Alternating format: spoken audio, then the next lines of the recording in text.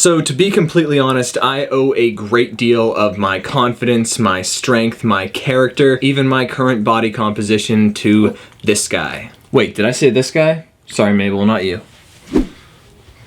I meant this guy. Pretty cool, he plugs into my computer.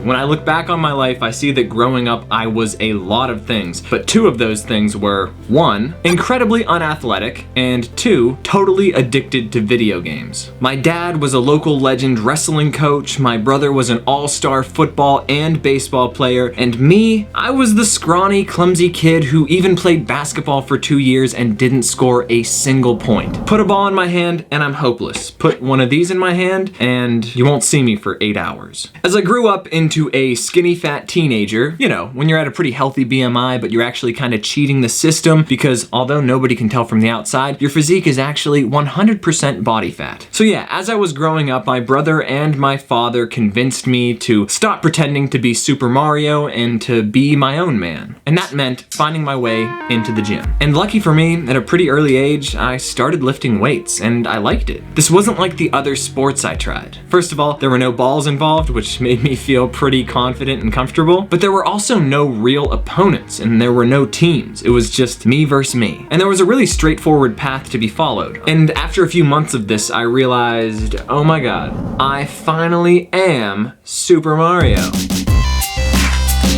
So by now, you're probably thinking, what the is this guy talking about? And I don't blame you, but please stick with me. Because the lessons I learned from spending countless hours in front of an old CRT television, pretending to be Super Mario, really paid off. I think I'm quite lucky to have grown up with a controller in my hand. As my brain developed, pixelated storylines were imprinted directly onto it. And maybe this wasn't great for my eyes or my posture, but the philosophies behind these games are still with me today. This controller had to be there. This little guy had to be there. I've been thinking a lot about mindset and about these games and what they mean to me, so I wrote down the 3 biggest takeaways that are still with me to this day. Whether I'm working, training, or just trying to live my best life, these philosophies are always running through my head. 1. Being goal-oriented instead of self-oriented is crucial. I don't really care who Super Mario identifies as. He can be a hero or a plumber or a man or a woman or a unicorn or a triangle, it doesn't matter. What matters much more is his actions and how these actions align with his goals. His main goal is to rescue a princess from a castle, and that's what his actions always reflect. And the whole princess rescuing thing, that's like a super big goal, and that's gonna take a really long time to achieve. And that's okay because the game developers were really smart. They might be personal trainers, who knows? And that's why Super Mario isn't a one-level game. It's not just a quest to rescue a princess from a castle. There are 32 levels that span 8 different worlds, and there's even 5 bonus levels to boot. There's consistent little quests and reinforcements and little things to conquer because every time we achieve something, no matter how small, we get a little hit of dopamine. And dopamine feels good, man. So the goals start easy so you can get it, and then they get harder and harder over time. You have to keep putting more and more work in to achieve each goal, but that's okay. Because the more we feel accomplished, the more we're thriving on this accomplishment dopamine, the more we want to keep feeling accomplished. And this system creates a positive feedback loop. It keeps feeding into itself. And the goals keep getting bigger and bigger, and even though we haven't rescued the princess yet, we at least beat level 3. So that just means it's time to focus on level 4. Let's keep going. Similarly, maybe I don't have the sculpted pecs of my dreams yet, but maybe I just benched 100 pounds for the first time. Let's try to bench 105, and then let's try to bench 110. And we can literally track this progress and see ourselves improving each and every week. Every time we play the game, the whole way along the path to the princess, we just keep achieving little things that keep us going. And that's why I knew I had to take my big long-term goals and break them down into smaller, more manageable goals. And that's what smart trainers and trainees do with fitness plans. The big goal, maybe that's your year-long plan. We call that the macro cycle. Then you break that annual plan down into monthly plans, 12 little goals. That's the mesocycles. Then you break those mesocycles down into even smaller goals. Those are microcycles. That's what you do each week. And then within that week, each individual workout, that's a goal in and of its own right. So you see, instead of focusing on rescuing the princess, let's focus on the level that we're on today. And it doesn't doesn't matter if today you're only getting 0.1% closer to your ultimate goal. What really matters is that today you got 70% closer to beating this little level that you're on right now. Slow and steady progress fueled by lots of little goals. And I'm getting too excited about video games right now. Let's get on to the next one.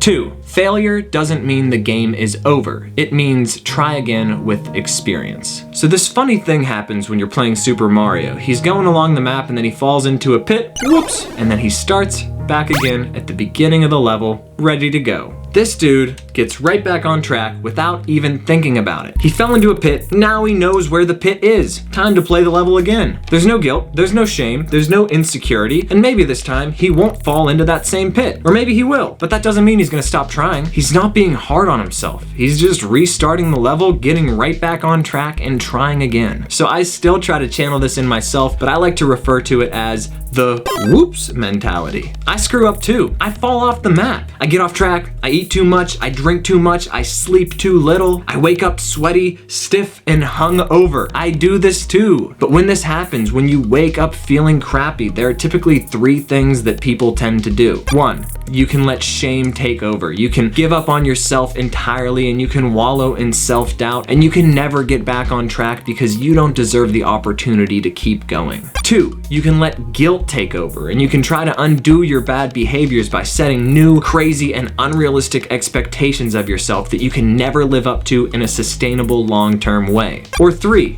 you can say, whoops, that's what I do, whoops. Works for me. I wake up feeling like crap, walk over to the bathroom, splash some cold water on my face, look myself in the mirror and say, whoops. Then I drink my water, do my morning mobility routine, go for my morning walk. Nothing about my routine changes. Except yeah, maybe I'm a little hungover and maybe I had to work out and having a hungover workout is not optimal. But oh well, whoops. Now I know not to go drinking the night before leg day ever again. I fell off the map, you fell off the map, everybody falls off the map. But we're all still in the game. You're back in the game with a little more knowledge about the map and a little more knowledge about the player, about your behaviors. Restart the level and try to jump over that pit that you fell into last time. And if you just keep falling into that pit, if you just can't beat this level that you're on, maybe you need to restart the game entirely. That's okay too. The only way to get to level 3 is by beating and mastering levels 1 and 2. And if you need to go back and play levels 1 and 2, that's okay. There is time. And guess what? Now you're gonna beat them even faster than you did last time because you know what you're doing. Master the fundamentals again and show up and jump over this pit when you're ready. And every time you fall off the map along the way, you get up, you look at yourself and you say, whoops, big freaking deal, Mario.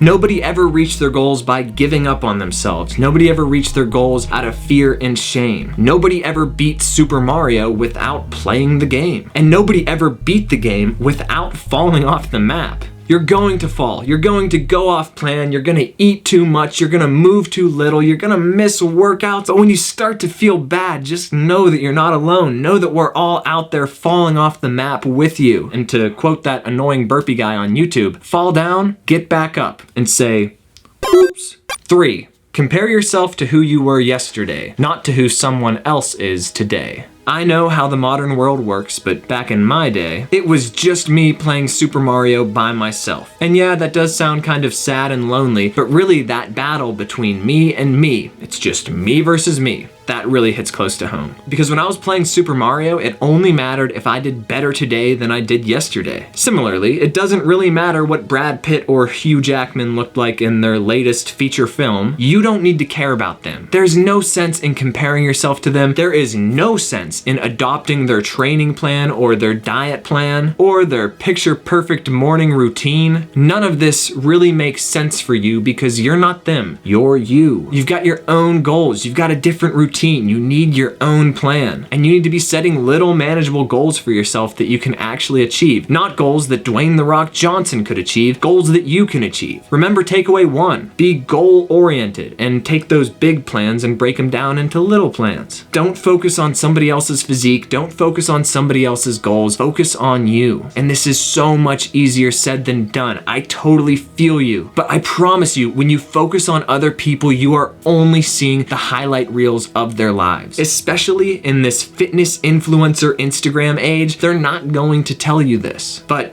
to quote my favorite fitness book of all time, most of what you want to achieve with your body boils down to diligent and consistent application of the fundamentals. It also takes time. It is not sexy, people. The truth will make you yawn. That's why you need to be setting goals, tracking your progress, and focusing on just being a little bit better today than you were yesterday. A pen and some paper will probably do a lot more for you than figuring out the fitness routines of the top celebrities of our times. Focus on you, focus on your plan, and when you screw up your plan, you just say, oops. Or you can say, waka waka waka waka waka waka waka waka waka. Whatever works for you. This is about you. And this video is about mindset. And I've been talking about mindset for these past couple of days because I'm on a mission of my own to make a video a day every day for 30 days. And each little video is actually a goal in and of itself in a way, which is a metaphor for what we've been talking about this whole time. And I anticipated for these videos to be mostly facts and science about fitness and nutrition, but I needed a break. I needed to talk about this stuff because knowledge without action is just a party trick. I don't just want you guys to know things, I want you guys to do things. So here's to doing what you need to do in order to take action. For me,